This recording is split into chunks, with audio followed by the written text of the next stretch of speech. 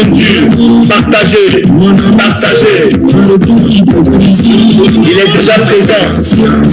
Je suis sincère, honnête, dans le plus de choses.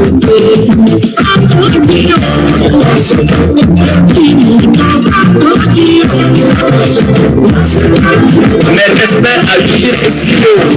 Félicitations pour l'album. Héritage.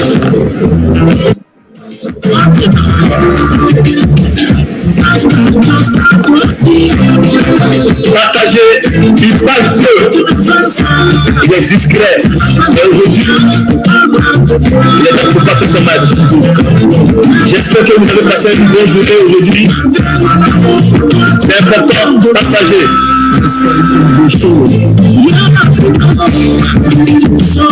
Après son match est de retour. Partagez, partagez. Vous m'avez beaucoup manqué. Je suis de retour, rien que pour vous.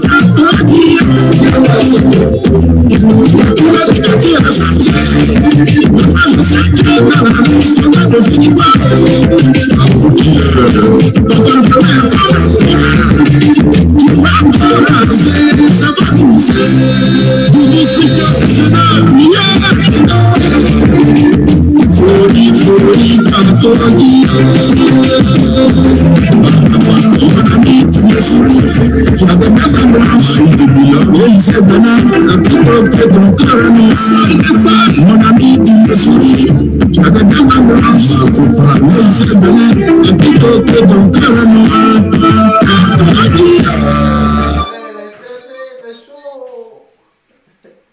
en ce moment, là, Zahou, là, il est stressé. Partagez. On va le chauffer aujourd'hui. Ah, il y a certains qui disaient qu'il ne sourit pas. Il est en train de sourire. Hein. Partagez, c'est très important. Il n'est plus à présenter. Hein. Il n'est plus à présenter. Il est aimé par le peuple ivoirien.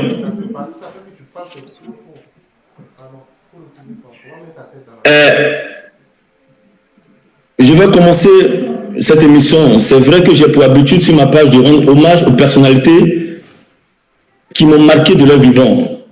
Vous avez dû voir des publications intitulées « Célébrons les vivants ». Je me permets aujourd'hui de déroger à la règle de l'écrit pour faire un « Célébrons les vivants » ici et maintenant.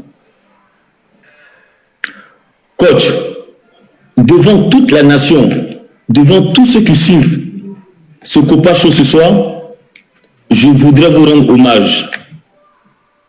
Merci coach. Merci coach. Merci de nous avoir fait vivre l'une des plus belles cannes en 2012. Votre acharnement, votre rigueur au travail m'ont marqué. Merci pour tout ce que vous avez apporté au football ivoirien. Et personnellement, merci de votre considération ce soir. Merci, c'est moi qui vous remercie vraiment.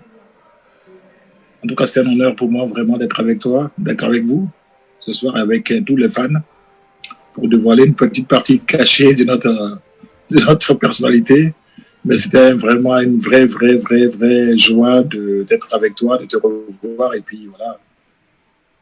D'accord. Que je sais qui nous permet de mieux nous connaître. Ok. Sans plus tarder, nous allons débuter notre match. Mais quand je ne sais pas que tu es prêt là, parce que je ne vois pas la cravate là. Je ne vois pas la cravate. J'ai mis. On a mis une personne.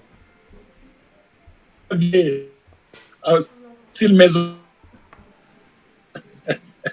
Non, là, j'ai enlevé la cravate. Je disais que aujourd'hui, on ne voit pas la cravate orange là. Là, on est en mode maison, mode de relaxation. D'accord, on voit un Djalaba là. Voilà, c'est ça. D'accord, coach. Coach, on va commencer cette première mi-temps. Coach, tu as pris les rênes de l'équipe nationale de la Côte d'Ivoire en 2010, alors que tu étais encore peu connu en tant qu'entraîneur. Comment s'est passé ton recrutement à la tête de la sélection ivoirienne? Oh là là, c'est une longue histoire, hein, parce que là, c'est la question à laquelle je ne m'attendais pas, mais je suis obligé de répondre. Non, c'est-à-dire que depuis 2002,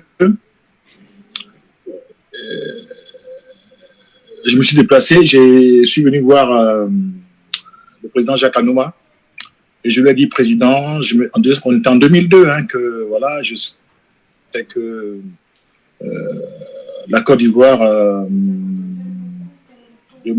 cherche un entraîneur et si vous avez vraiment besoin, je suis disponible. Ça, c'était en 2002.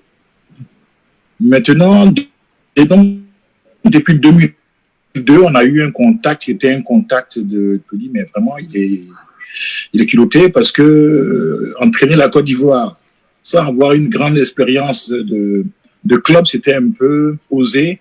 Selon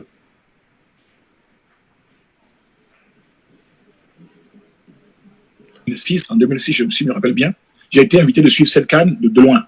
Mais quelque part, moi, je me préparais parce que je savais bien qu'à un moment ou à un autre, il allait avoir une opportunité.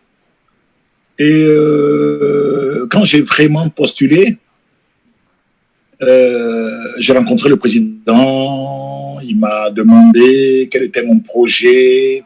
Ça, c'était juste un peu avant qu'il me nomme après. Donc, on était deux candidats, mais c'est vrai que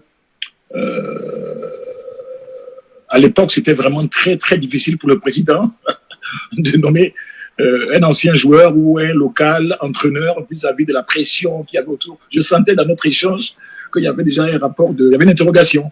Voilà, donc c'est pour dire qu'effectivement, c'est une histoire qui a commencé en 2002. En 2006,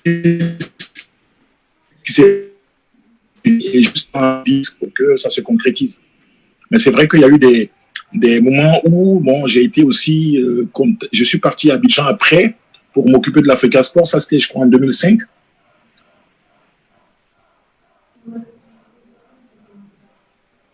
Après, je crois, c'était pas si c'était vers 2006 ou à quelle période, et je me suis au l'équipe nationale cadette.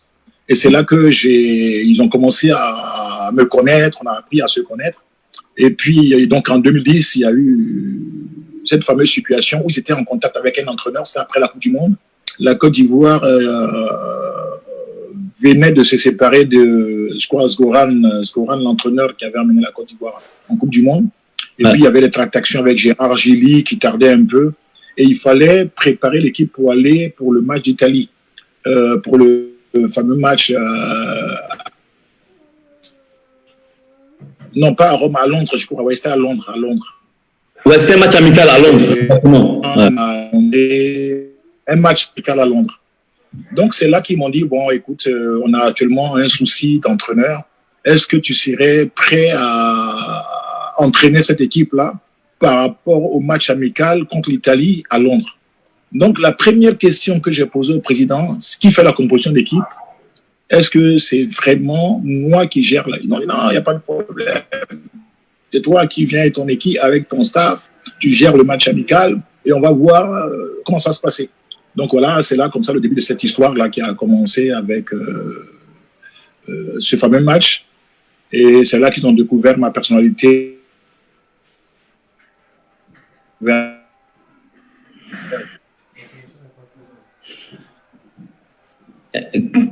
Allô, on a un souci de connexion avec le Côte d'Ivoire.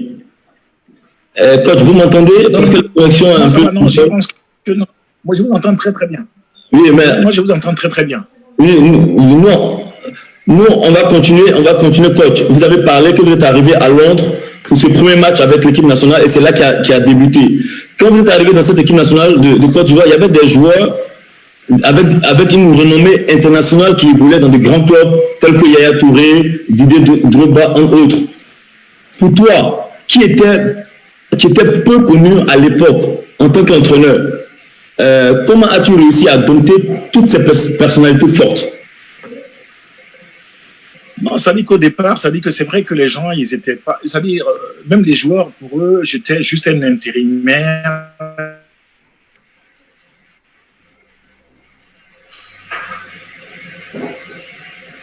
C'est vrai que j'ai eu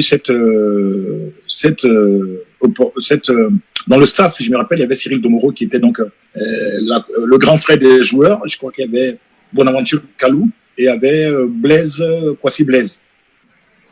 Donc, il y avait le vice-président à l'époque, donc président des sélections, je crois que ça devait être Sori Diabaté, qui était là-bas à Londres. Et je suis arrivé avec mon staff.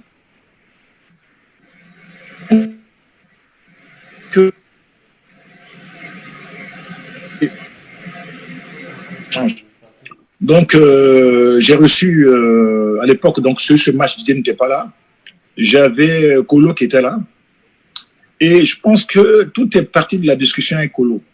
Donc, j'ai dit à Kolo Touré, tu es mon capitaine sur ce match. Mais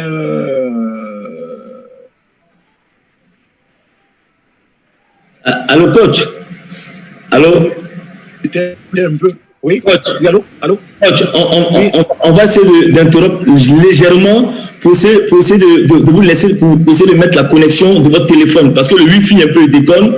Et nous, on va mettre une pause musicale pour vous laisser vous reconnecter pour revenir tout de suite.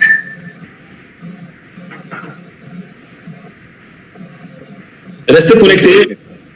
Le temps que on puisse régler la connexion, on va partir en musique juste un peu.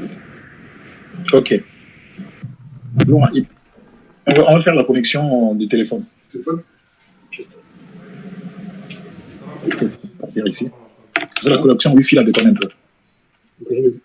Voilà, donc on partit avec le téléphone. Essaie de régler ça, tu fais voilà.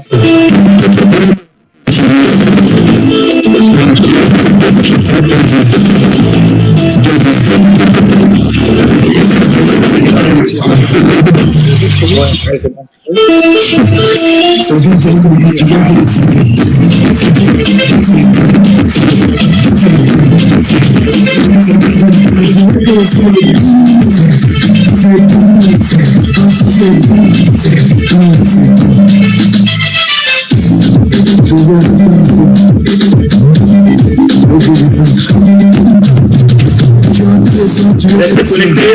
Quand on va remettre en mode, ça va une très bonne connexion parce que c'est important.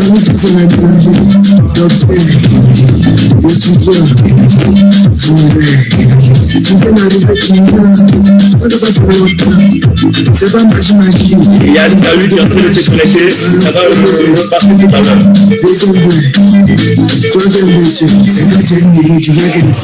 Alors, Je pense que c'est mieux là. Hein. Tu m'entends bien?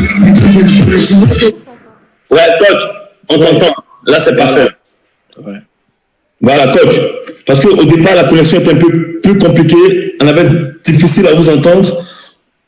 Coach, est-ce que vous pouvez réexpliquer comment est-ce que vous avez intégré la sélection ivoirienne? Non, j'ai dit non, j'ai postulé hein, comme chaque candidat. Et à l'époque, le président, ça paraissait vraiment très osé qu'un Ivoirien vienne avec beaucoup de conviction dire voilà, Monsieur le Président, voilà, je vais entraîner l'équipe nationale de Côte d'Ivoire et voilà. Il savait que bon, il savait qui j'étais, que j'étais un ancien professionnel qui avait arrêté sa carrière, qui avait fait des expériences aussi en Europe ici aussi. Mais je savais que pour le président, c'était vraiment de l'audace. Il fallait.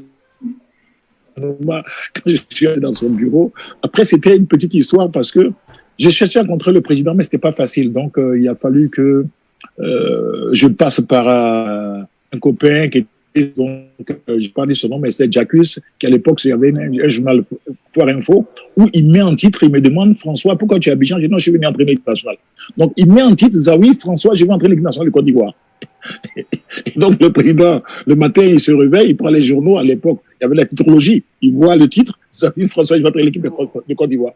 Donc c'est comme ça, le président, il me reçoit dans son bureau et il ne comprend pas qu'un article comme ça, quelqu'un puisse débarquer et mettre dans les journaux en titre, je vais entraîner l'équipe nationale de Côte d'Ivoire. Donc il m'a reçu vraiment avec beaucoup de respect.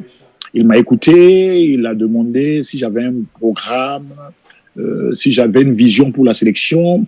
Donc, à l'époque, le président était étonné de l'échange parce que pour eux, quand tu es un ancien footballeur, tu es que dans le domaine football. Il ne peut pas comprendre qu'un ancien footballeur puisse venir à la fédération et dire, voilà, président, je veux entraîner l'équipe nationale de Côte d'Ivoire. Donc, il a demandé le programme et moi, je lui ai dit, président, vous savez, Michel Platini. Donc, à l'époque, bon, j'avais un peu de connaissances, un peu des autres anciens joueurs qui avaient entraîné les sélections. Je savais que Platini avait entraîné l'équipe de France. Elle avait même sans diplôme. Et que Van Basten, à un moment, avait aussi entraîné l'équipe de Pays-Bas. Parce qu'à un moment, il y avait des joueurs qui sentant que leur sélection était dans une situation d'impasse, mais venaient servir leur pays et puis aller à la fédération taper aux portes de la sélection. Donc, Van Basten a entraîné l'équipe des Pays-Bas, Platini a entraîné l'équipe de France, mais sans avoir une expérience de club.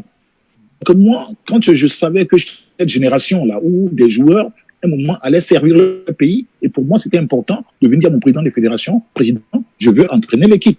Donc, c'est vrai que c'était osé de dire je veux, parce que pour eux, c'est comme si tu es prétentieux, tu es orgueilleux, tu te prends pour qui, tu débarques comme ça, et puis voilà. Donc, dans le projet, quand on a discuté, il m'a demandé quel était le programme. À l'époque, il y avait, donc, on avait des compatriotes à nous, hein. Il y avait Momo Atara qui était à Montpellier, Bamené Alain qui était à Toulouse. Je lui ai dit, voilà, il fallait aussi que dans notre programme j'allais dire, de politique technique nationale, il fallait nommer un DTN, parce qu'à l'époque, l'entraîneur national était même pas un DTN.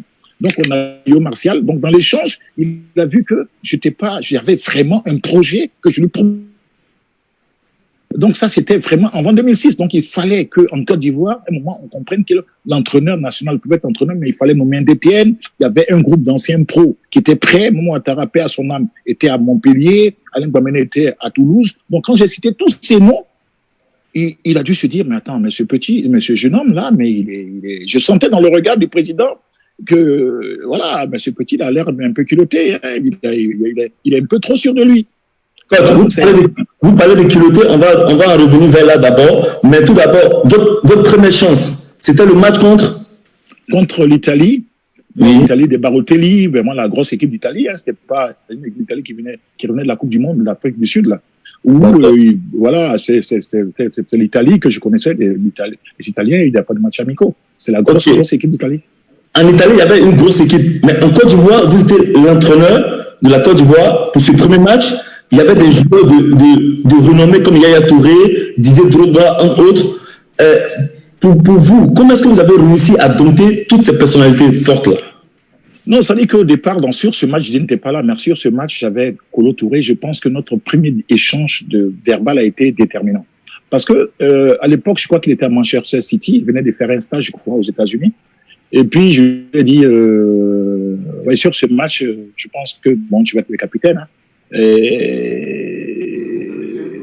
Mais comment tu vois ce match? Et c'est là que, bon, c'est de l'intimité, mais je suis obligé de le dévoiler. Kolo m'a dit, oui, coach, bon, on a fait une grosse préparation de club. Bon, il faut que je dois seulement jouer une mi-temps parce que les préparateurs me l'ont conseillé. Et voilà, coach, je pense que je peux pas jouer les 90 minutes. Et là, du coup, j'ai dit à mon adjoint, donc Jean Sugini, serre-moi un verre d'eau. Je pense que là, sur ce côté, je pense que Kolo a dû se dire, mais attends, là je comprends pas, là. Donc, j'ai demandé à boire un verre d'eau. Et je dis, Kolo, je dis que tu es le capitaine de cette équipe et on va faire un match contre l'Italie.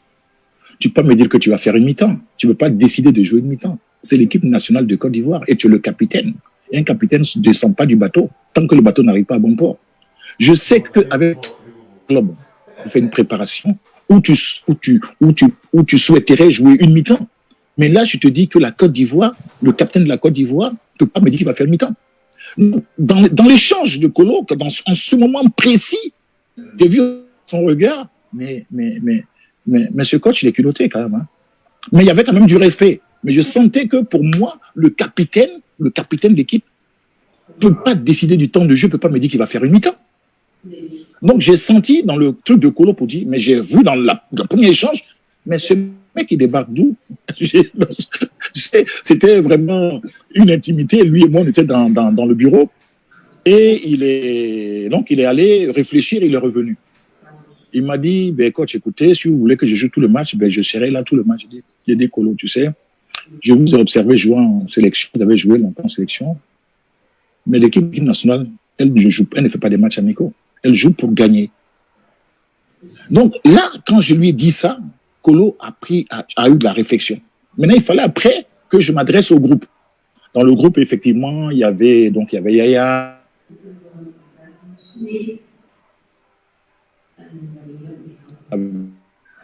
cette grosse personnalité. Voilà, c'était des garçons qui étaient en Afrique du Sud, qui avaient un palmarès en équipe nationale. Ils voyaient débarquer un entraîneur local. Et le premier échange avec vous, je me rappelle bien, on était à l'hôtel et puis je vous ai fait marcher un peu sortir de l'hôtel pour qu'on ait une marche en dehors de l'hôtel. Et on a fait une marche donc le matin, on est parti en dehors de l'hôtel et je vous ai dit voilà, comment vous percevez ce match? Qu'est-ce que vous attendez de moi sur ce match? Donc j'ai vu dans ma question que les joueurs vous attendiez à ce que je vous parle tactique, technique, un peu comment on allait évoluer. Ils se disent, attends, ce coach, c'est quoi ça? Ils nous demandent pourquoi on est en sélection, qu'est-ce qu'on est venu faire ici? Et je pense, je sais pas si c'est Eboué ou quelqu'un qui a dit, mais coach, on est venu jouer contre l'Italie. Et donc c'est là que je dis, non, on n'est pas venu jouer, on est venu battre l'Italie. On n'est pas venu jouer. On joue pour gagner, on est venu gagner l'Italie. Donc, j'ai vu dans le regard des joueurs qui se disaient, mais attends, monsieur coach, là, il sort d'où, il débarque d'où, et puis nous parle un peu avec beaucoup d'assurance, avec beaucoup de conviction, que lui, il est venu battre l'Italie. Je leur ai dit, attention, je connais l'Italie, j'ai joué en Italie, j'ai été pro en Italie, et les Italiens ne font pas des matchs amicaux. Les Italiens, ils sont venus pour nous battre. Donc, nous, on va battre l'Italie. Et je pense qu'en ce moment-là, même les joueurs qui étaient en face de moi, se sont dit, mais waouh, ce type, il ne nous dit pas qu'on va jouer technique. Il veut battre l'Italie. Je dis oui, je suis venu pour combattre l'Italie. Je me rappelle à l'époque, donc, il y avait le grand frère, les grands frères des joueurs. Il y avait Bonaventure Kalou qui écoutait mon discours. Il y avait donc Cyril Domoro qui était là. Il y avait un peu Kwasi Blaise et vous étiez là. Il y avait le docteur, il y avait le staff. Ouais. Et j'ai vu dans le regard du staff, au moment où j'ai senti autour de moi que ces mecs, ils devaient se dire, mais attends, mais il dit qu'il veut battre l'Italie. Mais attends, mais à la limite, il n'y a que lui seul qui y croit. Et en ce moment-là, je vous ai programmé pour qu'on gagne l'Italie. Et j'ai senti dans le groupe une certaine prise de conscience qu'on est là pour battre l'Italie. Et contrairement au truc du match, il y avait certains joueurs avec qui j'ai échangé. Les Faye Mers, qui n'est pas malheureusement pas entré dans ce match, mais peut-être quelqu'un avec qui que j'observais dans sa carrière à Nantes, avec qui j'ai discuté. Je lui ai dit, tu sais, sur ce match, je te ferai peut-être pas jouer, mais j'ai besoin de te faire confiance. Et bizarrement, ce match Kolo qui devait faire une mi-temps, il fait tout le match et c'est Kolo qui marque le but. Et coach, revenons à ce match et nous avons battu l'Italie 1-0. Mais coach, tu es venu avec un nouveau projet, avec une nouvelle philosophie, un nouveau coaching. Comment tu décris ta signature ou ta philosophie en matière de coaching? C'est-à-dire que j'ai eu le temps, comme je vous ai dit, j'ai eu le temps d'observer l'équipe nationale. Même la Coupe d'Afrique avant, au Ghana, j'étais dans la tribune, j'ai observé la génération, j'ai vu, on avait du talent, on avait des joueurs qui étaient dans les grands clubs. Mais l'avantage, je veux dire,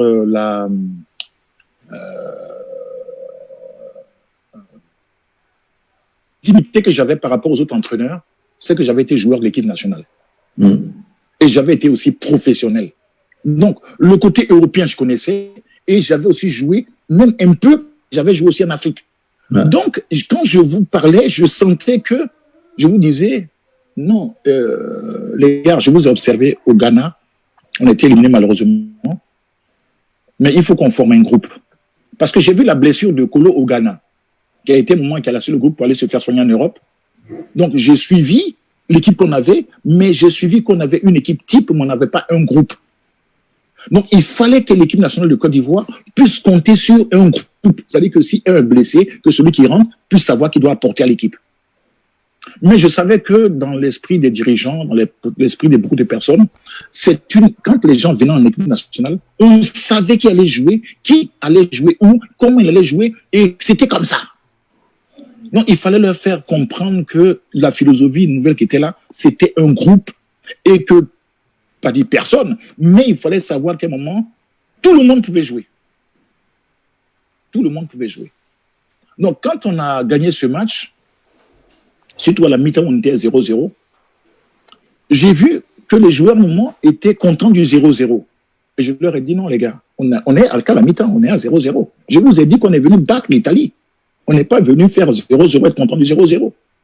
Et ce qui m'a frappé dans la prise de conscience des joueurs, c'était qu'ils ont pris possession de ce match. J'ai vu l'équipe de Côte d'Ivoire dominer l'Italie, mais presque, j'allais dire, presque balader cette équipe. Je me suis aperçu que quand les Ivoiriens prennent confiance et jouent en équipe, mais ils sont irrésistibles. Mais il fallait leur dire que cette équipe, c'est vous, elle vous appartient. Mais il faudrait pas chercher à faire du jeu pour du jeu, mais c'est de jouer pour gagner.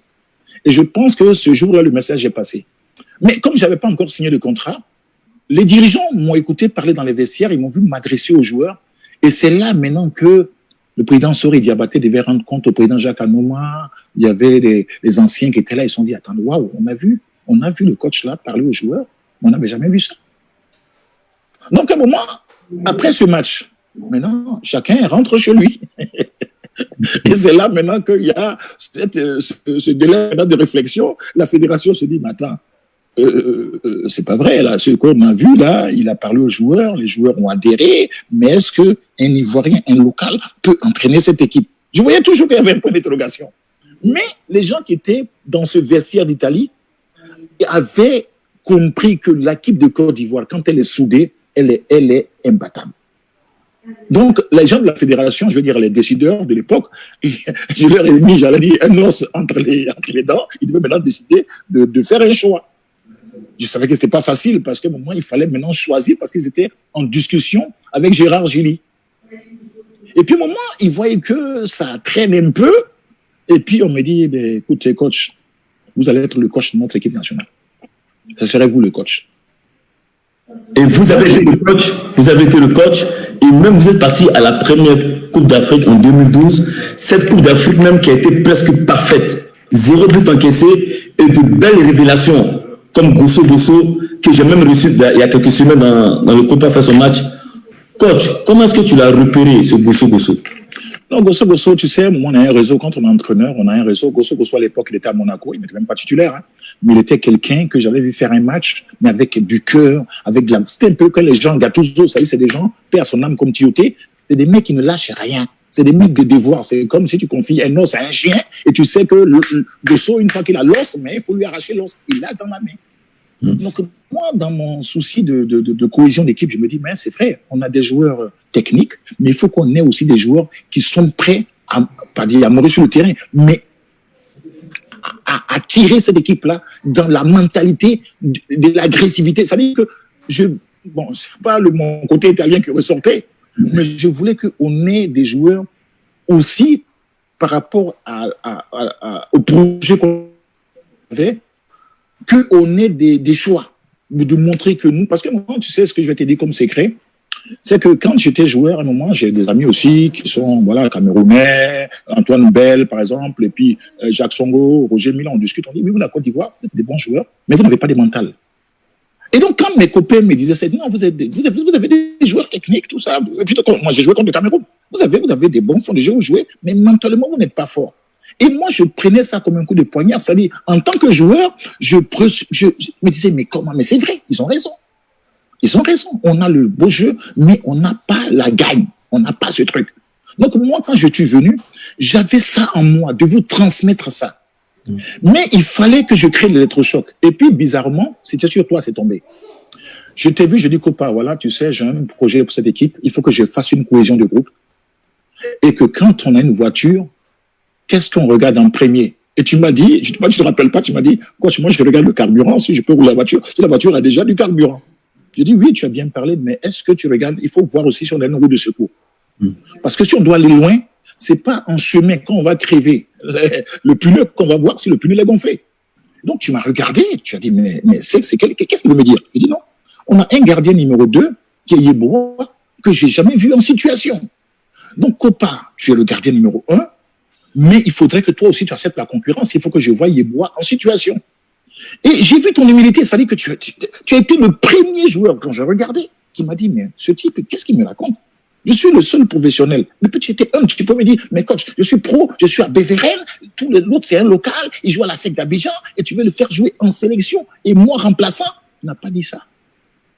J'ai vu ton humilité. J'ai vu, tu étais le premier joueur à accepter, parce que même Yaya aussi a accepté. J'ai vu Kolo a compris le discours, que je voulais former un groupe de 23 joueurs. Et ce qui m'a plu dans votre manière d'accepter ce challenge, c'est que vous êtes approprié le projet. Je te voyais à l'échauffement, quand tu chauffais Yeboah, tu l'encourageais. Et puis, je me dis, mais waouh, un gardien numéro 1 qui a fait la Coupe du Monde, qui a cette carrière pro, qui accepte d'être remplaçant et qui va donner une chance à son numéro 2 et qui adhère au projet. Donc, c'est pas parce que tu es devant moi que je lance des fleurs. Hein.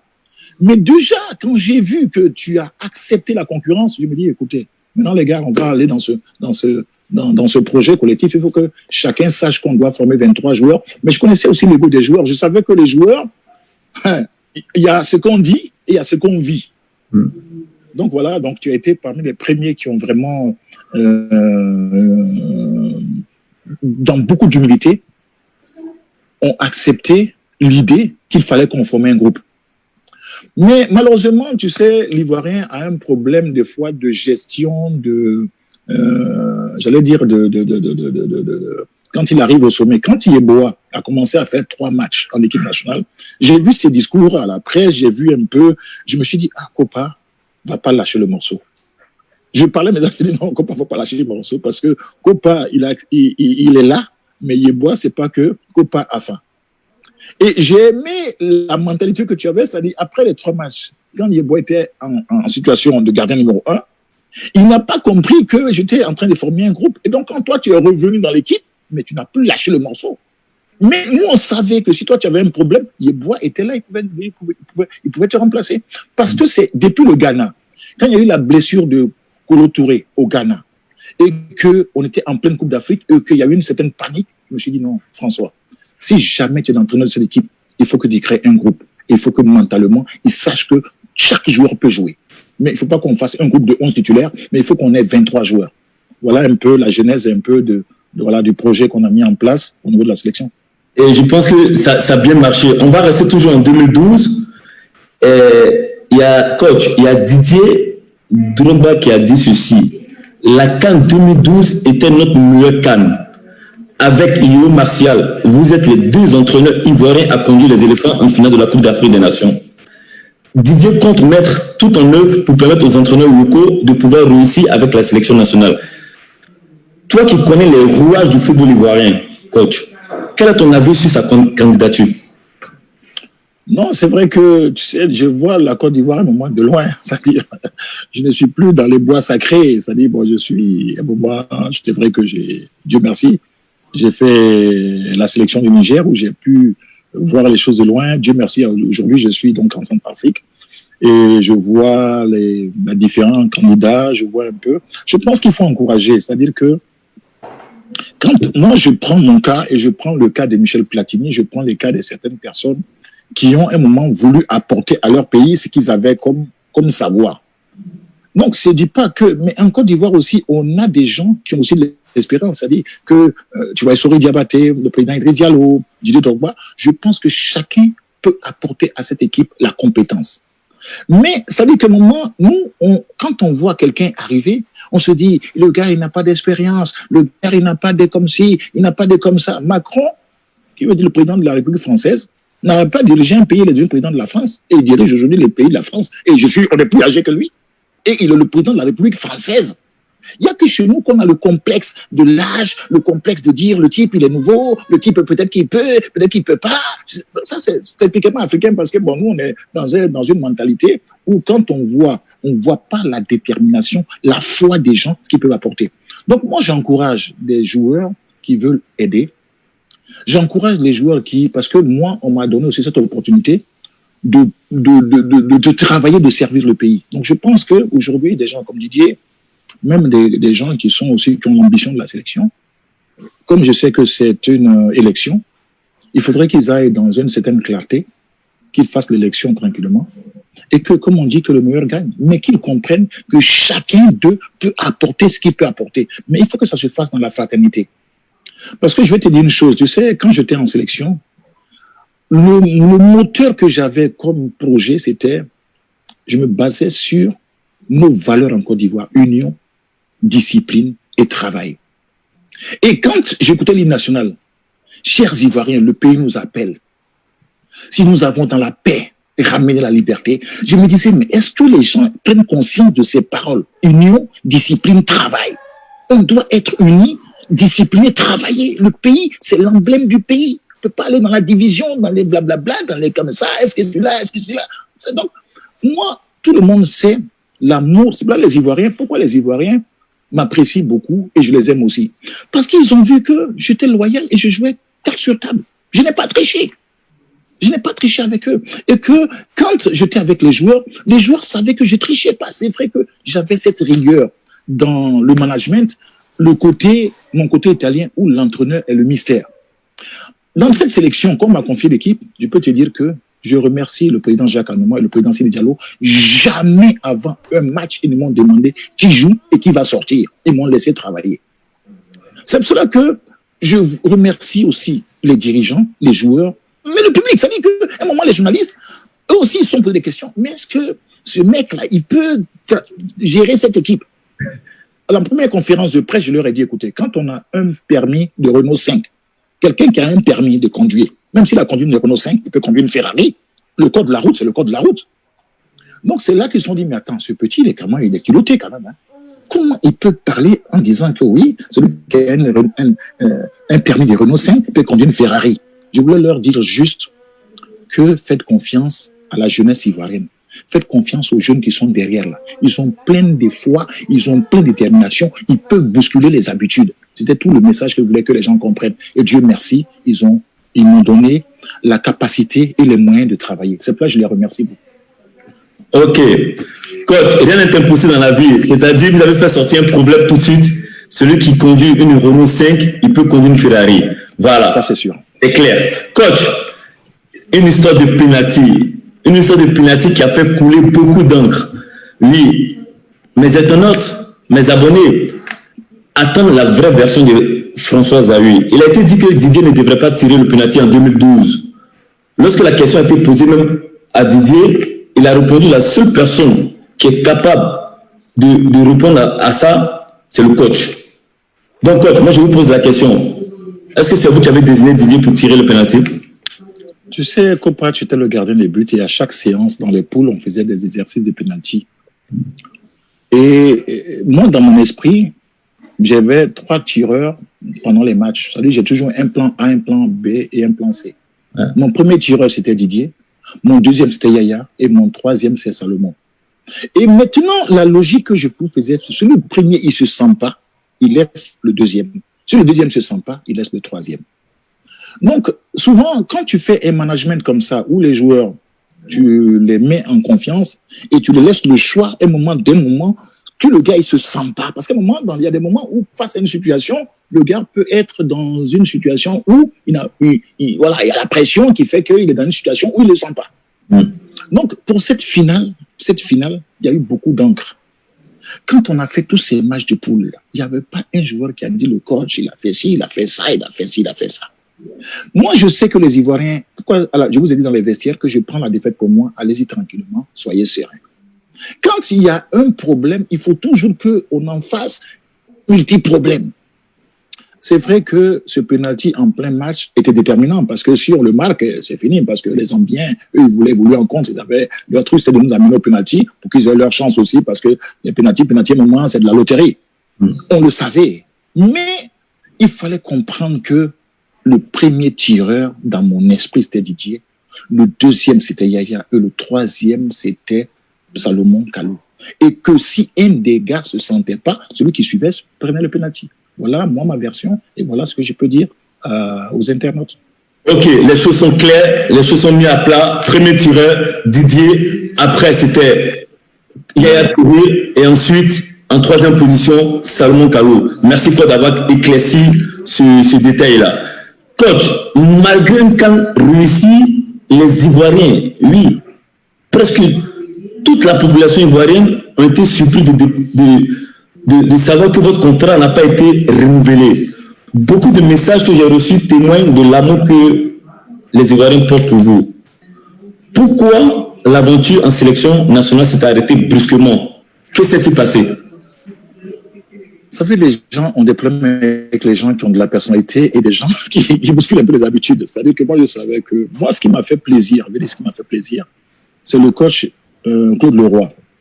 Claude Leroy, il était dans notre hôtel et puis il regardait l'équipe quand le matin on faisait nos marches, quand on allait au déjeuner, quand on allait aux entraînements. Et tu sais, quand ça vient de quelqu'un d'extérieur, il me dit, coach, vraiment, je sens l'équipe nationale disciplinée et déterminée. Mes félicitations. C'est comme un entraîneur comme Claude Leroy qui est à votre hôtel et qui est à la piscine et qui vous appelle et qui vous dit ça, vous dites, waouh, le gars là, il vient regarder l'équipe nationale, donc il a souvent vu l'équipe nationale du Côte d'Ivoire, et il dit cette équipe, elle est déterminée et elle est disciplinée. Donc moi je savais qu'à un moment, c'est vrai que pendant la CAN, je ne laissais pas les... C'est-à-dire que quand il y avait, c'est-à-dire tout ce qui touchait à la cohésion du groupe, j'allais m'énerver. C'est-à-dire que je ne rigolais pas dessus. C'est-à-dire, autant j'étais quelqu'un qui était flexible, qui était homme, qui pouvait laisser passer certaines choses, mais quand je sentais qu'il s'agissait d'un problème je ne sais pas si tu as vu l'interview de Théo Joël dans l'équipe d'il y a 2 semaines, où il parlait d'une CAN en Afrique du Sud et il y avait un entraîneur, le pauvre, dans les vestiaires, tout le monde jasait, et puis l'entraîneur, les joueurs, ils faisaient la compo, et puis quand il dit l'équipe nationale de son époque, l'entraîneur était dans les vestiaires, et puis à la mi-temps, l'entraîneur n'a même pas voix au chapitre. Tu sais, je vais te faire une petite confidence. Quand j'étais joueur, il y avait Pancho Gonzalez qui était l'entraîneur de l'équipe nationale de Côte d'Ivoire, et Yo Marcel était l'entraîneur adjoint. Et à l'époque, il n'y avait pas de date FIFA. Nous, à l'époque, quand tu viens en sélection, tu sais que dans ton club, le championnat continue. Moi, j'étais à Nancy, donc j'avais Arsène Wenger comme entraîneur. Donc déjà, pour venir en sélection, ils te mettaient la pression de ne pas venir parce qu'ils comptaient sur toi pour ce match du championnat. C'est pas comme maintenant, quand les joueurs ils viennent, tous les championnats sont arrêtés. Et j'ai choisi le pays pour aller faire un match dans cette Côte d'Ivoire. À la mi-temps, le ministre Fologo descend. Et les entraîneurs sont là. Et le ministre, il n'est pas content parce qu'on était à 0-0, ça n'allait pas bien. Et moi, je regarde ça, je dis, mais waouh, qu'est-ce qui se passe? C'est le ministre qui va nous parler à la mi-temps. Est-ce que nous rentrons dans son cabinet des ministres pour lui dire comment il va gérer le pays? À un moment, il faut que chacun soit à sa place et que chacun fasse son boulot. Donc, déjà, les joueurs, ils savaient que, autant avec notre capitaine, le Gadi, c'est lui qui était capitaine, ils savaient qu'il y a des choses que même quand j'étais joueur, je ne laissais pas passer. Dans un vestiaire, il y a un coach. Si tu ne veux pas parler dans les vestiaires, il faut laisser l'affaire, il faut laisser le truc. Pourtant, le coach, c'était un Argentin. C'était un gars qui avait de la bouteille. Ouais. Mais à la mi-temps, parce qu'à un moment, l'équipe était en difficulté, tout le monde veut venir s'exprimer. Je dis, mais coach, c'est le conteneur. C'est le ministre des Sports, c'est notre ministre à nous. Mais il n'a pas à venir nous parler à la mi-temps. Il va nous parler de quoi? De comment on doit jouer. Moi, j'avais tout le respect que j'avais pour lui. J'étais à l'époque l'un des pros avec Fofana qui était à Monaco, mais des leaders qui pouvaient dire, arrêtez s'il vous plaît, monsieur le ministre. On est dans le vestiaire, là. C'est la mi-temps. On peut être un peu en difficulté, mais pourquoi chacun va venir daser, parler comme ça? Donc déjà, quand j'étais joueur, il y a des choses que je ne laissais pas passer. C'est pour cela que tu vois, cet épisode-là a permis aux gens de dire, ce gars-là, il ne sait pas pour qui. Mais parce qu'en Italie où j'étais, l'entraîneur, c'est le mystère. C'est-à-dire que c'est lui, on n'appelle même pas coach, c'est le mystère. Donc pour le joueur africain, de voir un local venir avec certitude de dire, les gars, chacun doit être à sa place. Si vous voulez que je ne sois pas entraîneur, mais chassez-moi. Mais quand quand je donne ma chaussure à un cordonnier, je le laisse réparer ma chaussure. Je fais confiance au cordonnier. Sinon, moi-même, je ne répare ma chaussure à la maison. Donc, ce discours-là, ce côté-là, pour eux, ça paraissait de l'arrogance. Mais il se prend pour qui, ce type-là, et puis il peut parler comme ça. Moi, je leur dis simplement, le sélectionneur, c'est moi. Donc, virez-moi, mais laissez-moi travailler. Je voyais que ça choquait un peu. Mais à un moment, les gens ont compris qu'il fallait me laisser travailler et il fallait faire confiance aux joueurs. Et je bénis Dieu parce que ce discours-là, vous êtes accaparé. J'avais des champions, j'avais des joueurs, il fallait leur faire confiance. Il fallait comprendre qu'à un moment, le football, on met les joueurs dans des meilleures conditions, mais c'est l'entraîneur qui doit assumer l'échec. Donc, c'est à lui de faire à lui de prendre son équipe en main. Et les dirigeants doivent être à leur place. Donc, je savais qu'à un moment en Afrique, tu sais, quand que tu débarques et puis tu es un local, et puis tu viens avec... Parce qu'à un moment, tu vois, je vais te dire, j'ai eu... paix à son âme aussi, l'entraîneur du Nigeria qui est décédé, Keshi, qui était champion d'Afrique avec son pays. Il m'a dit, François, c'est pas facile. Quand tu es un local, les gens pensent qu'ils te font un cadeau quand ils te confient l'équipe nationale et qu'ils peuvent te virer quand ils veulent et que pour eux, là, toi, là, tu ne sers à rien et qu'en réalité, ils t'ont fait un cadeau de te mettre là-bas. Donc, chacun peut venir. C'est pas que je remercie le président Jacques Anouma. Je remercie le président Diallo. Ils n'ont jamais à la mi-temps intervenu dans mon affaire. Parce qu'au départ, c'était clair. Virez-moi. S'il y a quelque chose qui ne va pas, laissez-moi travailler. C'est pour cela que les Ivoiriens ont dit, waouh, ce type-là. Mais vraiment, les joueurs là sont disciplinés. Hein. Mais cette affaire-là, donc, c'est pour cela que je remercie les Ivoiriens qui ont compris qu'à cette époque, cette équipe-là, elle était disciplinée. Et il y avait beaucoup de... Chacun était à sa place. Et je tiens beaucoup à dire ça parce que les gens, à un moment, ils ne sont pas dupes. Ils ont vu la fraternité, ils ont vu l'unité de ce pays et ils ont vu la discipline. Je te parle de symbole du pays. Donc, moi, après, j'accepte ce qu'on me dit, François, ça ne va pas. Tu es un peu trop dur, il faut partir. Il n'y a pas de problème. J'ai pas fait. Tu m'as vu faire interview. Tu m'as vu parler quelque part. Je n'ai jamais parlé. Parce que j'étais déjà préparé tout ça.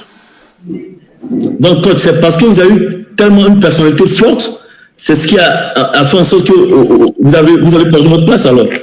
Non, ça dit que moi, tu es un patron. Mon patron de la fédération, c'est. Ça dit, parce que c'est quelqu'un qui est humble, quelqu'un qui m'a toujours respecté. C'est lui qui a pris la décision. Donc, on ne peut pas demander à un employé. Moi, je n'ai tué personne. Il y a certains gars qui disent il prenait l'argent, il faisait ci, il faisait. Vous savez, quand on veut tuer un chien, on dit qu'il a la gale. Il faut trouver un défaut sur quelqu'un. Donc, moi, j'étais déjà prêt qu'on me guillotine. Quand tu acceptes cette fonction-là, il faut être prêt à prendre des coups. Donc, j'étais déjà prêt. Donc, moi, le motif, le président, on était à un match contre le Mali, à Paris, un match amical. Quand il m'a appelé à 3h du matin, il m'a dit, coach, je vais changer des stratégies. Il ne m'a pas dit qu'il m'a remercié pour vraiment le travail que j'ai fait. Non, on m'a pas dit, on reproche ça, on te fait comme ci, on te fait comme ça. On est parti en bons termes. Donc, on s'est serré la main. J'ai appelé les gens de mon staff. Lui a transféré l'équipe, change de stratégie et on n'est plus entraîneur. Donc, moi, il n'y avait pas eu de problème à ce niveau-là. Donc, que ce soit le président Sidi, il ne m'a jamais créé des problèmes. Après, même des fois, j'allais le voir, on discutait, on bavardait, j'allais dans son bureau, il me recevait. Il n'y avait pas d'animosité de ce côté-là parce que j'étais préparé mentalement. Quand tu exerces cette fonction, quand il y a un échec, il faut être prêt à assumer l'échec. Voilà. Et donc, j'étais prêt à assumer l'échec. Parce que pour moi, si on reprochait aux Ivoiriens de ne pas avoir gagné cette coupe, le responsable, c'était moi. Il fallait assumer, donc j'ai assumé. Et je suis toujours là, prêt à assumer tout ça. Bon, coach, c'est vrai que vous étiez prêt à assumer aussi, mais c'est comme on le dit, c'est une équipe aussi. Hein. Donc voilà, vous avez formé un bloc, on a travaillé ensemble, on s'est battus tous ensemble. Et je peux vous le souligner ici, c'était vraiment une équipe très soudée, on était très disciplinés. Et malheureusement, Dieu en a décidé autrement. Coach, après la Côte d'Ivoire, vous êtes parti au Niger et vous avez brillé au sein de cette équipe du Niger. Puis vous êtes parti en Guinée. Maintenant, à présent, où se trouve le coach? Le coach, actuellement, il est à Toulon en famille, avec l'histoire du coronavirus, là, tu sais. Moi, j'étais confiné et puis il fallait trouver une opportunité de venir un peu se ressourcer en famille. Donc, je suis actuellement à Toulon. Ouais. Je suis le sélectionneur de l'équipe de Centrafrique. D'accord. C'est vrai que j'ai des sollicitations avec des clubs actuellement qui... des clubs actuellement qui me demandent de venir étudier des projets. Mais sinon, pour le moment, tout va bien, Dieu merci. La santé est là, je suis en famille, je suis actuellement à Toulon. D'accord. Et voilà. D'accord, coach. Coach, je pense qu'on a beaucoup parlé pour cette première mi-temps. On va faire une petite pause musicale de 30 secondes pour cette deuxième mi-temps. Et je pense que lui, vous l'aimez bien. C'est le grand Kérosène. J'espère qu'il est bien, coach. Le son me tue, très tranquille. Et ma double pour rien comme ça, on te pousse. Carrément, il te veut du mal. Les gens sont méchants. Toi-même, tu penses pas rien. En réalité, la réalité, je te le dis, c'est ta lumière qui domine la témoin. Ne les calcule pas, tu as la grâce de Dieu sur toi. Tous ceux qui t'ont jeté vont te rechercher. Tous ceux qui t'ont humilié vont te respecter. Tous ceux qui t'ont enterré vont te déterrer. Par la grâce de Dieu sur toi.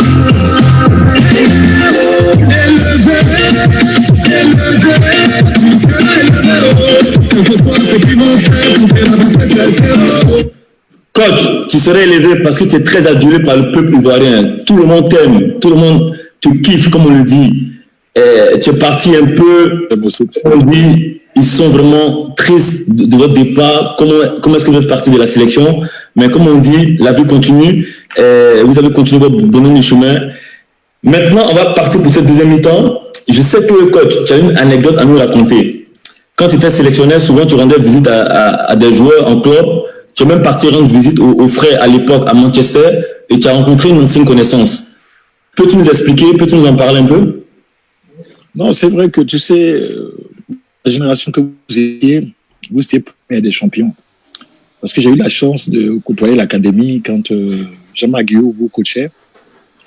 Et donc, la génération avant, les Gadi Célis, c'était notre génération. Et j'ai été voir, parce que Jean-Marc, à l'époque, il était aussi, c'était un grand joueur. Il y avait à Nice, président, entraîneur. Et puis, je me dis, mais qu'est-ce qu'un président de club peut aller faire dans un centre de formation en Afrique, à l'académie? Donc, j'ai été curieux. Par curiosité, j'étais voir.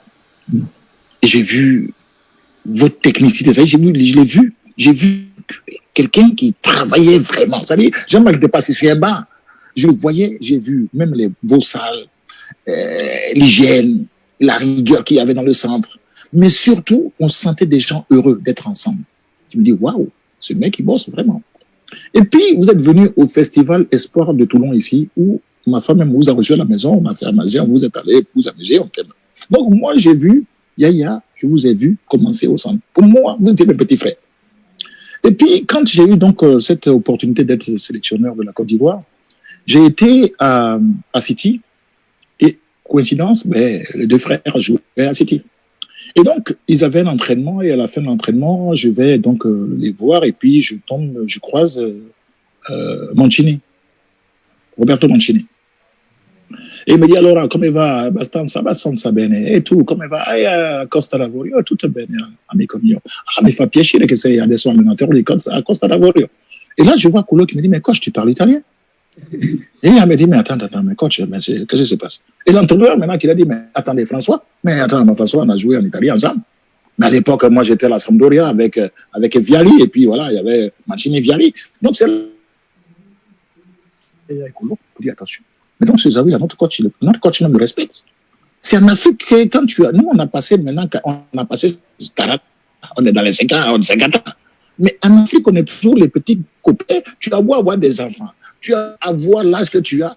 Dans la tête des Africains, tu restes toujours. Même on a beau dire en France que tes amis, les Laurent Blanc, des chansons sélectionnés, tu es toujours un inconnu, tu es toujours quelqu'un qu'on ne connaît pas. Donc, quand Mancini a dit, mais François, mais je connais François. J'ai vu un peu dans le regard de Yaya, je dis, mais attendez, notre coach là, donc, c'est une de ses connaissances. J'ai vu du respect. Et ça m'a reconforté dans le fait que nos champions comprennent que les frères aussi ont joué. À notre époque, il n'y a pas de parents. Mais les grands frères ont joué aussi au ballon. Et en Côte d'Ivoire, il y a eu des joueurs même qui ont joué au ballon. Moi, quand j'étais petit, le Laurent beaucoup là, mais c'était des joueurs de ballon. Beaucoup, il y avait un match en Côte d'Ivoire, il a dit, je vais marquer 3 buts. On était petit à Sekafia. Il a dit, et puis il a marqué 3 buts. Avant le match, il dit, je vais marquer 3 buts. Et il a marqué 3 buts. Donc, on a été formaté de voir des champions. Mais ce qui me désolait un peu dans la nouvelle génération, c'est que quand votre génération est arrivée, on ne vous a pas montré que derrière vous, il y a eu une génération avant. Parce qu'effectivement, il y a la nouvelle technologie, les paraboles, quand vous faisiez vos matchs, on sait qu'on ne peut pas jouer, on voit tes matchs, on voit des vidéos. Donc, la génération qui était derrière n'ont pas compris, c'est vrai qu'ils étaient des champions dans les grands clubs. Mais l'équipe nationale de Côte d'Ivoire, là, a commencé même avant même l'époque où l'équipe nationale, des gens qui ont joué même pour l'équipe nationale. Donc, quand il y a eu ce moment de l'histoire où l'entraîneur dit, mais coach, mais je suis content. Tu as cette responsabilité. Et quand j'ai vu le regard de mes joueurs, j'ai senti du respect. Et ça m'a réconforté. La deuxième anecdote, le lendemain, je marche avec Kolo et on croise Patrick Vieira, qui était un moment responsable des jeunes à City. Et il dit à Kolo, mais il dit, voilà mon coach. Il dit, coach, félicitations, tout ça. Mais vous allez où? Il dit, non, on prépare la CAN, la coupe. Et Vieira qui lui dit, mais vous ne pensez pas gagner la Coupe du Monde? C'est-à-dire que quand les gens voyaient l'équipe de Côte d'Ivoire, là, pour eux, cette équipe de Côte d'Ivoire là, devait avoir une ambition par rapport au talent qu'on avait. Ils disaient, mais vous ne pensez pas gagner. Maintenant, je peux dire qu'il dit, mais non, à l'époque, on allait jouer pour l'équipe nationale. On s'est regardé, il y avait Zidane, moi et puis les Deschamps. On s'est dit, mais on peut gagner la Coupe du Monde. Et ils ont gagné la Coupe du Monde. C'est-à-dire, ils y ont cru. Maintenant, lui, il s'est dit, mais comment vous, c'est la Coupe d'Afrique, là, vous ne parlez pas Coupe du Monde, vous parlez Coupe d'Afrique. Ça dit, notre équipe, là, on pouvait même déjà arriver en demi-finale, en finale de Coupe du Monde. Quand j'ai vu Patrick Vieira parler à Kolo, je dis, mais attends, vous ne visez pas la Coupe du Monde? J'ai dit, waouh, lui et moi, on est dans la même logique de pensée. Donc, tu vois, les petites anecdotes comme ça, là, je peux t'en rencontrer 10 000. Mais je suis content déjà qu'aujourd'hui, les gens me découvrent. Parce que les Ivoiriens, tu sais pourquoi j'ai voulu parler dans ton émission? Parce que ça, les médias de Côte d'Ivoire, les médias français, là, disent, mais Zawi, là, il habite où à Abidjan? Zawi, même, il fait quoi? Parce que ma vie, là, quand je te dis, il faut me casser. Je ne me vois pas site écran de télévision en Côte d'Ivoire dans une émission de sport. Je suis chez moi, en famille. Mais quand il s'agit de mon travail, les Ivoiriens me faisaient m'arrêter, moi, quand je faut sourire un peu. Parce qu'on ne sait pas si je souris. Je savais qu'à un moment, il y avait le truc là. Quand je suis dans mon travail, c'est la rigueur. Après, on est entre nous. Je veux sourire. Mais c'est vrai que quand il y avait les masques, quand il y avait le travail, c'est le travail. Donc, je suis content vraiment que tu montres cette facette de personnalité et que les gens découvrent que leur coach là, c'était un humain qui avait aussi des émotions, qui pouvait couler des larmes quand il était dans l'émotion intime, mais qui était aussi un gars qui savait avoir de la personnalité pour secouer ces jeunes talents qui étaient des champions et qui leur demandaient de l'excellence, de l'excellence. Donc, c'est vraiment, je suis content aujourd'hui vraiment de passer à ton émission et moi-même de me découvrir. Parce que depuis quand je parle, je me dis, mais Kolo, là, il doit avoir quelque chose. D'abord, comme j'aime tous mes joueurs, il arrive même à me faire sortir, à raconter des anecdotes, des choses même que moi, je ne vais même pas compter, des séquelles de vestiaire, même que moi, je ne dis pas. Coach, avec toi, ça sort. Coach, je vous remercie parce que c'est un honneur pour moi et que mes abonnés aussi vous découvrent. Mais coach, vous parlez des anecdotes, vous dites que ça sort. Coach, moi, je vais vous dire quelque chose. Quand on faisait les matchs, à chaque match, quand il y avait le discours pour faire l'équipe qui devait commencer, coach, c'est vrai qu'on était tous sérieux, mais quand vous voyez, coach, vous avez arrivé à transmettre quelque chose, même on rigole à l'intérieur, mais on est concentré. C'était quoi le secret? Non, le secret, c'est que, bon, c'est vrai que je priais beaucoup. Je priais beaucoup pour que la grâce de Dieu me donne la force de vous parler avec mon cœur. Donc, je sentais que je vous parlais avec mon cœur. Tu sais, je vais vous donner encore une anecdote. Un jour, j'étais à l'aéroport. Puis, il y a un jeune homme qui me dit, coach, je vais porter votre bagage. Puis, il prend mon bagage. Et puis, tu sais, les jeunes qui portent ton bagage, toi, tu dis, bon, le jeune, écoute, tu veux 500 francs, il veut 1000 francs. Je sors, il me dit, non, coach, je veux pas ton argent. J'ai dit, pardon? Il dit, non, je veux pas ton argent. Coach, il faut parler aux gars, là. Il faut leur parler. J'ai dit, aïe, petit. Il dit, non, il faut leur parler. Quand ils jouent, là, quand ils perdent, ça nous fait mal. Nous, on les aime trop. Mais ils viennent ici, là. Ils s'en foutent quand ils perdent. Il faut leur parler. J'ai dit, là, j'ai compris. Hein? L'équipe nationale, là. Les gens, là, ils savent pas où ils ont mis les pieds. L'équipe nationale, là, c'est l'équipe de tous les Ivoiriens, là. C'est l'équipe, c'est pas l'affaire des fédérations. Hein. Ça veut dire que moi, l'équipe nationale, c'est très fédération. Non, c'est l'équipe des enfants de la rue. Le petit, il pleurait. Quand il dit le petit, il dit, quand je ne veux pas ton argent, parle-les. Dis-les, ils n'ont qu'à jouer le cœur. C'est pour ça que quand je vous parlais, c'est que je vous parlais, je vous ferai mon cœur pour vous parler. Parce que je vous parlais pays. Je vous parlais des frères. Quand on dit frater, là, c'est pas musulman. Quand on dit union, là, c'est pas musulman. C'était l'emblème du pays. Il fallait que, en ce moment-là, c'est pas pourquoi les Ivoiriens sont, en ce moment, le pays était dans des situations politiques extrêmes. Et il fallait que les joueurs montrent que du nord, du sud, de l'est, de l'ouest, catholiques, tous, ou protestants, ou chrétiens, ou musulmans, on était des frères. Et donc, c'est ce qui fait que, jusqu'aujourd'hui, les gens ont toujours été d'une équipe unie, soudée, et qui allaient ensemble montrer le drapeau du pays. Parce que la situation, je ne sais pas si tu te rappelles, parce que les gens qui arrivent aujourd'hui en Côte d'Ivoire, non, ils n'ont pas vécu la transition, ils n'ont pas vécu ce qui était là. Et les joueurs, vous avez montré que le pays, là, on était unis. Et que partout où on allait, on représentait la Côte d'Ivoire unie. Parce que nous, c'était union et puis travail. Et on a, moi, ma fierté d'abord d'avoir des gars qui avaient pris le projet en main. Et c'était leur affaire. Moi, mais des fois, je vous regarde admirer, je vous regarde les entraînements, je lançais l'équipe, je vous parlais, mais je savais que c'était votre affaire à vous. Et que vous vouliez. C'est-à-dire que même quand on a joué avec l'Angola, j'ai rigolé parce que les Angolais, ce qui les a surpris dans le 3e match, dans le classement, ils étaient déjà qualifiés. Donc, on a fait le choix de faire jouer tout le monde. Ouais. Mais quand l'entraîneur angolais, un match nul le suffisait. Mais l'orgueil qu'ils avaient, ils se sont dit, mais attends, la Côte d'Ivoire fait un match de Coupe d'Afrique sans Yaya, sans Didier Drogba, sans Copa Paris, sans les autres, mais ils nous prennent pour qui? Et ce match-là, ils ont été battus 2-0, je me rappelle, parce que l'Angola, le fait de voir, parce qu'il y avait des joueurs que j'aimais beaucoup.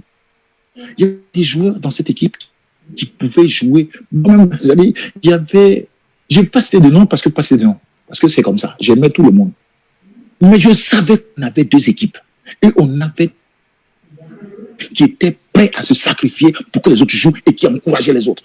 Et ce match contre l'Angola, les gens m'ont dit, mais Zawi, là, comment il va faire pour le prochain match si déjà il a 2 équipes? Ma fierté, c'est d'avoir créé un groupe uni. Voilà, donc c'est pour te dire qu'effectivement, cette équipe-là, elle a marqué l'esprit des gens parce que c'était un groupe uni, un groupe qui avait une détermination. C'est pour cela que quand on a perdu cette Coupe d'Afrique, j'ai dit, on va prendre la prochaine. La prochaine, on va la prendre. Parce que je savais qu'on avait mis en place une dynamique qui était esprit de groupe et il y avait un esprit de corps. Mais l'homme propose et puis les choses se passent. Et coach, moi, je peux confirmer devant tout le monde ici. Et je vous remercie parce que moi, personnellement, vous m'avez apporté énormément. Et je pense que ça nous a servi par la suite. Et je vous remercie. Et aussi, au nom de tous mes coéquipiers, on vous remercie. Parce que jusqu'au jour d'aujourd'hui, le peuple ivoirien vous réclame. Et c'est pas du faux. Et le peuple a toujours raison. Coach, pendant nos échanges, vous m'avez confié que des personnes les plus chères pour vous, qui vous inspirent, ce sont vos enfants. Est-ce que tu peux nous dire pourquoi? Vous savez, en Afrique, malheureusement, moi, mon père, quand il est décédé, je ne savais rien de mon père au niveau même bancaire, même les couleurs qu'il paierait.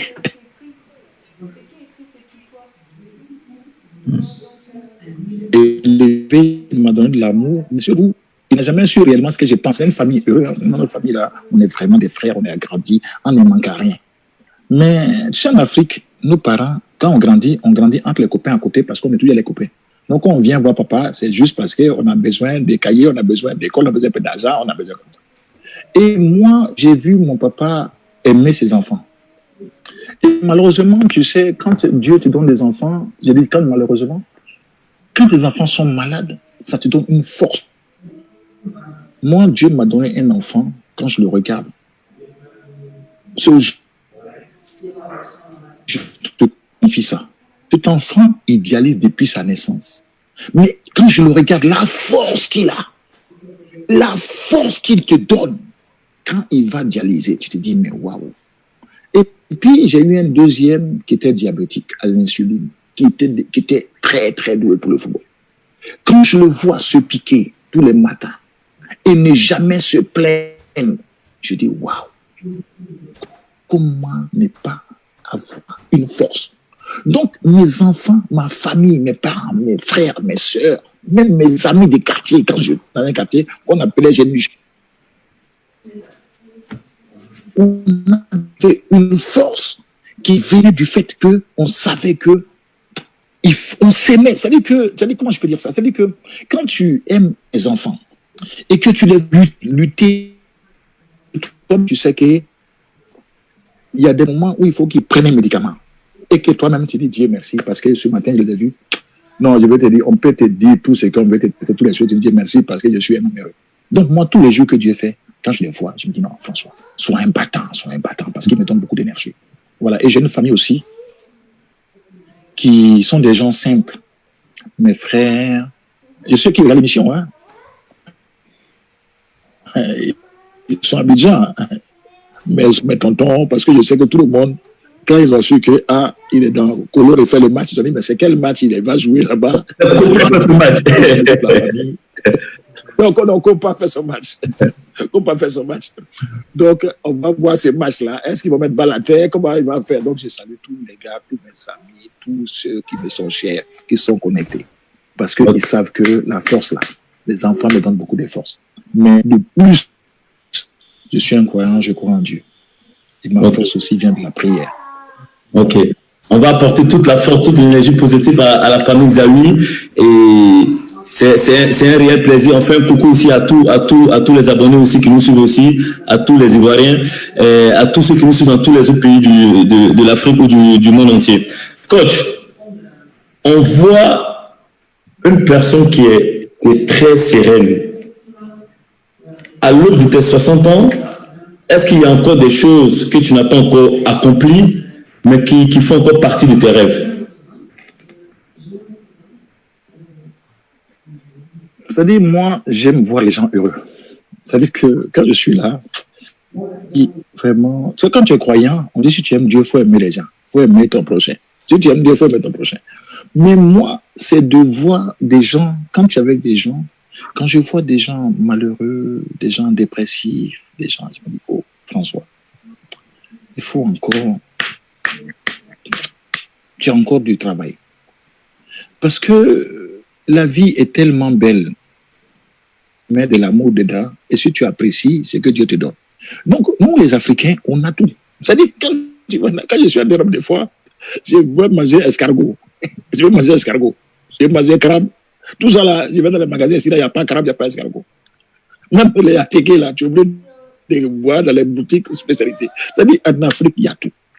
Il y a tout. Mais on a tout. C'est pour cela que je dis, François, si tu vois quelqu'un, rends-le heureux. Donc, mon souhait, c'est, nous on est croyants, on dit, vous êtes la lumière du monde, vous êtes le sel de la terre. C'est-à-dire, moment, quand tu es là, il faut que les gens qui sont à ton contact soient heureux et soient contents. C'est ce que je vais accomplir. C'est-à-dire que si Dieu me donne encore, si Dieu me prête vie, que Dieu me donne la force encore, de pouvoir encore exercer, c'est même si je suis avec un clochard, que le gars soit heureux de l'instant qu'on va vivre ensemble. C'est ce que je veux accomplir. Ça, c'est encore mon rêve, ça. De rendre les gens heureux. D'accord. Rendre les gens heureux te rend heureux. Coach, entre nous, moi, je sais déjà la réponse. Mais il y a beaucoup d'Ivoiriens qui t'ont suivi de loin. Je pense que tu es une personne qui ne rigole pas. Et j'ai même eu des commentaires, tu vois, d'un internaute qui disait, dis-lui de sourire un peu. Qu'est-ce que tu as lui dit? Qu'est-ce que tu as dit sur la perception des gens qui, par rapport à ça, quoi, coach? Non, c'est vrai que, tu sais, il y a, quand tu es dans le domaine du travail, et cette stabilité, c'est-à-dire, les gens, c'est notre boulot de sélectionneur.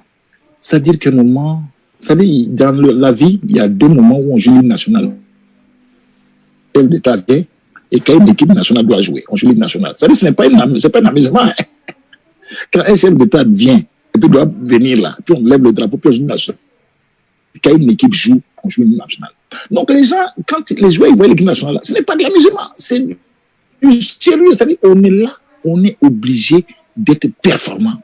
On a une obligation de la joie aux gens, de leur apporter ce qu'ils attendent. Donc, c'est pour ça que dans le travail, quand j'étais dans le travail, j'étais dans du résultat. Donc, les gens disent, mais quand je souris un peu, je dis, mais à la fin du travail, là, on va être dehors, là, on va sourire, là, on est en train de travailler. Donc, c'est vrai que même moi, après la Coupe d'Afrique, là, les hôtesses, même des fois dans l'avion, me disent, mais coach, est-ce qu'on peut faire un selfie? S'il vous plaît, vous pouvez sourire. Mais vraiment, à ce point. Maintenant, c'est ma petite sœur. Écoute, ma petite sœur à Abidjan, un jour, elle m'appelle, elle me dit, vraiment, grand frère, tu sais, les copines même là, elles disent que toi, tu souris pas, mais tu es trop sévère, tu es trop dur. Je dis, aïe, je dégage cette image-là. Elle me dit, oui. Chaque match où l'équipe gagne, tu ne ris pas. Fais où tu ne souris pas. Quelqu'un marque bio, tu ne souris pas. Qu'est-ce que c'est pas? Je suis entré dans mon travail. Non, ma petite sœur, même quand elle disait à ses amis, mon frère là, même mes frères, ils disaient, mon frère là, il rit. Toi-même, tu voyais qu'on rit. Ouais. Mais c'est vrai qu'il fallait que les gens comprennent que le travail des sélectionneurs, là, il faut être concentré parce qu'il y a beaucoup de paramètres autour. Quand tu es dans le match, tu ne peux pas te laisser distraire parce que tu dois être focus parce que nous, on doit trouver des solutions. C'est-à-dire, quand ça ne va pas là, tu dois savoir tout le réglage. Donc, tu es dedans. Même quand le match finit, tu es dans le prochain match. C'est-à-dire qu'on n'a même pas le temps, même des fois, même de savourer un match. Ouais. Et c'est quand tout ça finit que tu rentres à la maison, tu as encore un peu d'adrénaline. Ouais. C'est 2 jours après que tu peux sortir dedans. Ouais. Donc, je comprends les gens qui disent je ne souris pas, mais il faut les rassurer que le coach sourit. Ah oui, je souris. Donc, toi, tu peux sourire un peu alors. Voilà, je souris un peu. Tout à l'heure, tu parlais de focus. Tu étais focus sur le terrain. C'est vrai. Mais en dehors du terrain, c'est quoi la passion, les autres passions du coach? C'est-à-dire, vous savez, bon, c'est vrai que ce côté-là, ça touche un peu à l'intime parce que je suis un croyant qui lit beaucoup la Bible. C'est-à-dire, je médite. Et j'ai une telle passion pour les Écritures, une telle passion. Je suis dans la méditation. J'avais dit que je suis dans une connexion telle que, pour moi, maintenant, c'est vrai que quand tu es croyant, tout le monde est croyant, mais quand tu es un croyant passionné, c'est-à-dire que tu es passionné de ta croyance, c'est vrai que ça te fait passer un petit cap au-dessus. Après, c'est vrai aussi que j'aime être avec des gens joyeux. C'est-à-dire que quand tu es avec des gens, des fois tristes, quand je vois mes enfants, je vois les situations, je me dis, mais il y a tellement de moments, quand tu te lèves le matin, tu es en bonne santé. Il faut chanter, il faut danser, il faut... Donc, moi, ma passion, c'est d'abord la lecture, là où je trouve. Et puis, j'ai la deuxième passion, la musique, mais j'aime aussi la randonnée. C'est-à-dire que j'aime marcher. Quand je marche dans ma forêt, quand je marche longtemps, j'ai cette passion-là vraiment de tout oublier, d'aller dans la nature, de marcher. Donc, aujourd'hui, il ne faut pas que les gens vont m'envoyer des chaussures de randonnée. J'aime bien m'isoler, j'aime bien m'évader et j'aime beaucoup la prière. Voilà. Coach, je pense qu'on a découvert quand même une facette de François Zawi et je pense que mes abonnés sont très très contents. Et on aimerait encore continuer l'émission, mais vous savez, chaque chose a une fin. On peut encore poser d'autres questions, mais on va rentrer dans le temps additionnel. Voilà, on rentre dans le temps additionnel. On a encore quelques questions à vous poser. Coach, dans le temps additionnel, elle est très courte, hein, comme vous le savez en match. Est-ce que tu aimes la musique? Si oui, quel genre de musique tu écoutes? C'est-à-dire, j'écoute un peu tout, mais quand vous écoutez le Zougou là, parce que d'abord, il y avait un gars, d'abord, il y a Gagné Seli, j'aime beaucoup sa musique, parce que lui, quand je l'écoute, je me dis, c'était un prophète, parce qu'il disait, éléphant, oh, ouais, il y a un cacahuète. Il nous a insulté, il dit, on ne veut rien. Et puis il dit, c'est-à-dire que quand tu écoutes l'éléphant qui parlait, chaque un message, mais profond. Et puis, quand tu écoutes le Zougou, quand tu écoutes réellement le Zougou, tu vois que les jeunes là, il y a des vérités qui arrivent à dire. De temps en temps, comme quand Kérosène dit, j'étais dans l'obscurité, on m'a refusé une ampoule. Mais c'est profond. Quelqu'un qui est dans l'obscurité, il dit qu'on m'a refusé une ampoule. Aujourd'hui, grâce à Dieu, lui d'amener l'étoile. Il dit, quand il te dit, moi quand je regarde son message, je creuse. Il dit, mais quand le pétrole là, du village là, est devenu kérosène, tu as tout compris. Mais même la musique que tu as mis, ça dit que les gens, c'est des artistes. Quand ils arrivent à exprimer à travers la musique quelque chose de profond, tu dis, waouh, ces gars-là ne sont plus aussi. Parce qu'ils te donnent de l'émotion, mais il y a un message derrière, c'est qu'il y a un message. Et tu sais, quand quelqu'un laisse, quelqu'un prend, attention, mais il dit, attends, tu as vu, il y a des messages dans cette affaire-là. Mais toi, c'est que tu ne considères pas là, quelqu'un peut considérer. Donc, c'est des messages. Donc, j'aime des gens qui, dans l'humour, dans la musique, font passer des messages. Et il y a des messages où derrière ces messages-là, il y a quelque chose de méditation derrière. Donc, je suis quelqu'un de passionné de musique. Et voilà les genres de musique que je... Mais après, j'écoute de tout. Hein. Musique voilà, de tous les pays. Mais je suis focus sur notre... Mais on retiendra que François Zawi est fan du Zougou. Voilà. Foutou ou Plakali? Plakali. Plakali. Avec crabe, avec escargot, avec même des fois la sauce jonglée. Comme ça, tu sais tout. Ok, donc le maquis Abidjan, préparez-vous hein, quand vous allez recevoir M. Zaï Fonson. Coach, le match qui vous a plus marqué? J'avais dit, c'est le match, la seule défaite qu'on a subie, c'est contre la Pologne en match amical. C'est-à-dire, ce match-là, okay, parce que moi, j'avais les champions. J'avais Cadet. Et puis, à l'époque, tu sais, quand moi j'étais dans mon coaching, je ne m'occupais pas de l'équipe adverse. En face, il y avait les Libanowski. C'est-à-dire, les Polonais qui jouaient aujourd'hui là, dans les grands clubs là, c'était contre eux on avait joué. Et on devait faire ce match amical en Pologne. Ils venaient d'inaugurer leur nouveau stade. Et ce match-là m'a marqué parce que c'était la seule défaite qu'on a faite. Mais c'était le match riche d'enseignement. Je me rappelle de mon staff, c'est-à-dire qu'en Côte d'Ivoire, là, quand on allait faire des matchs, on sait qu'on gagne la prime qui est derrière. Mais moi, je voulais voir comment on allait réagir dans des fêtes aussi. Si on allait être soudés. Et quand on a perdu ce match-là, j'ai vu que les gens ont dit, mais oui, là, qu'est-ce qu'il a mis de faire là? Et il est en train de nous mettre un gombo dans la bouche. Mais à un moment, quand tu viens des gens, il faut être dans une situation difficile pour pouvoir bien sonder ton groupe. J'avais dit à Kolo, non, mon grand, tu ne rentreras pas. Mais c'est là que j'ai vu la gagne. Quand on était mené, Kolo me regarde et me dit, mais coach, attends, coach, là, ça va se passer mal, là, coach. Là, il faut regarder bien ton affaire. Là. Et puis, comme j'avais pris la décision de ne pas le faire entrer, je ne l'ai pas fait entrer. Mais j'ai vu les mecs du banc là tressaillir parce qu'on est mené. Je dis, hey, François, tu as fait ton travail, tu as reçu ton travail. Les Ivoiriens commençaient à avoir la haine de la défaite. Et je me dis, non, ce match-là m'a marqué. C'est le deuxième match qui m'a marqué, c'est ce match. Parce qu'on a perdu contre la Pologne, en Pologne 3-1. Mais j'ai vu dans l'avion les gens fâchés. J'ai vu des joueurs fâchés. J'ai dit, hein, François, tu as fait ton boulot. Si maintenant on a la haine de la défaite, ça veut dire qu'on peut gagner des matchs. Voilà, donc ce match m'a beaucoup marqué. D'accord. Coach, quel est le mot que tu aimes le plus prononcer?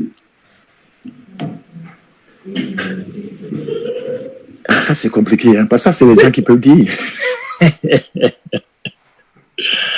Non, moi, je pense qu'il faut avoir la foi. Puis il faut avoir l'amour. Il faut aimer les gens. C'est l'amour. C'est-à-dire que quand tu aimes vraiment, tout est beau. Même quand quelqu'un est vilain, tu peux te dire qu'il est beau, parce que tu aimes. Tu vois, non?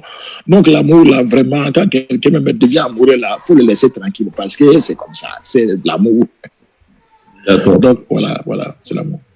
Ok, coach. Coach, tu as longtemps porté les locks. Où sont passés les cheveux, là? Non, tu sais, l'histoire des locks, là aussi, je vais te dire, parce que tu sais, nos moments, là, arrive un moment, un autre, quand ils te voient jouer, là, ils regardent la télé, ils ne te reconnaissent pas. Donc, quand j'étais à Nancy, on était deux noirs, puis ma maman me dit, mais quand tu joues là, mais tu es quel côté? Parce que votre numéro, on ne voit pas. Donc, quand j'ai décidé de faire le locks, tu venais en sélection. Elle dit, maintenant, quand tu joues, je te vois. Mais les gens, ils pensaient que j'étais Rastaman. Donc, il y avait l'anecdote avec Anthony Yeboah. On monte dans l'avion. Et puis, il dit, alors, man, comment tu vas? J'ai dit, tranquille. Parce que, tu sais, quand on est nous, là, on avait des expressions tranquilles. Il dit, mais tu manges de la viande, mais Rastaman ne mange pas de viande. Il dit, moi, je ne suis pas Rastaman. Hein. Et parce que dans sa tête, comme quand tu as des locks, tu es Rastaman. Je ne suis pas Rastaman. J'ai fait les locks là, parce que ma maman, quand elle regarde la télé là, elle ne me reconnaît pas. Donc elle a vu que quand j'avais les rastas, comme il y avait beaucoup de noirs dans l'équipe là, elle me reconnaissait.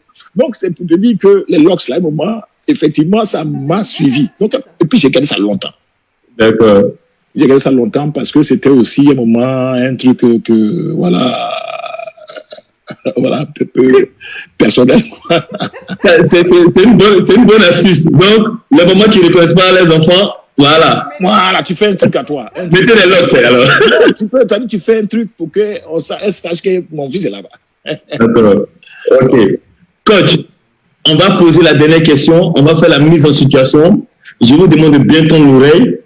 Et en fonction de ce que je vais dire à la fin, vous devez réagir. Tu es entraîneur dans un club.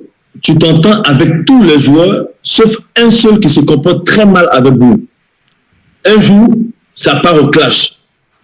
Ce joueur X te traite de tous les noms. Il claque la porte du club te calomnie partout dans la presse. L'ennemi est déclaré. Tu es très en colère contre ce joueur et tu dis, petit, je t'attends au tournant. Le second nom de Dieu, c'est le temps. Le temps passe. Tu as changé de club et tu travailles quelque part en Italie. Le président de ton nouveau club, où tu as carte blanche, te dit qu'il veut te présenter un joueur très très fort. C'est un Ivoirien et il souhaite que tu l'accueilles et tu le chouchoutes. Le jour des présentations, la nouvelle recrue de ton club actuel, la future star, c'est en effet le petit qui t'a manqué de respect il y a quelques années. Guignon, c'est quoi ta réaction, coach? Je pense que il faut travailler avec les gens que tu connais. Et que quand tu connais quelqu'un, tu sais comment manager, comment gérer. Donc, quelqu'un qui t'a manqué de respect, quelqu'un qui t'a insulté là, c'est que tu sais qu'il peut t'insulter. Maintenant, tu sais que, il y a ça, il ne faut pas faire pour qu'il soit bien. Donc, moi, il sera accueilli parce que si c'est quelqu'un qui te fait gagner les matchs, j'ai mis mon orgueil de côté parce qu'un entraîneur là, ton but c'est de gagner des matchs, c'est pas de prendre ton orgueil pour mettre dans colère. Donc, moi, si j'ai mon joueur, même s'il m'a insulté, tant que tu me gagnes mes matchs et que tu es sérieux le groupe, mon gars, tu es le bienvenu. Parce que beaucoup d'entraîneurs pensent qu'ils peuvent inventer le football. Non, le football, c'est les joueurs qui te font gagner des matchs. Et quand tu as des joueurs comme ça, là, même si le gars t'insulte, tu fais tout pour que... Maintenant, c'est quand tu as un groupe de secours que tu fais. Tant que tu n'en as pas, tu fais avec. Voilà, donc, moi, je l'accueille, volontiers même. Volontiers. Donc, ton tête n'est pas rancunier, alors? Non, tu sais, ça là, on perd du temps avec tout ça, là. C'est le perte de temps. C'est-à-dire que toi-même, là, quand je regarde ta carrière, je me rappelle de la finale, quand tu as tiré le penalty et que la Côte d'Ivoire a levé la coupe. Je sais que je ne lance pas des fleurs pour être à l'émission. Mais je sais que cette canne-là, tu n'as pas joué tous les matchs, mais Dieu a voulu que tu joues la finale. La finale. Tu as joué la finale et tu as marqué le but du penalty. Et tu as ramené la coupe en Côte d'Ivoire. Mais les gens devraient dire, mais ce copain-là, c'est un modèle, c'est un exemple d'humilité. Tu n'as pas fait des vagues, tu n'as pas joué les autres matchs. Tu as joué la finale et tu as tiré le pénalty de la victoire. C'est pour cela que quand tu m'as demandé, coach, j'ai fait une émission de des copains, je viens à ton émission. Parce que pour moi, tu es un exemple d'humilité. Et puis même les Ivoiriens, là, doivent dire, Dieu merci, ce petit copain-là, on l'a insulté, on l'a humilié, mais il n'a jamais répondu, il nous a amené la coupe.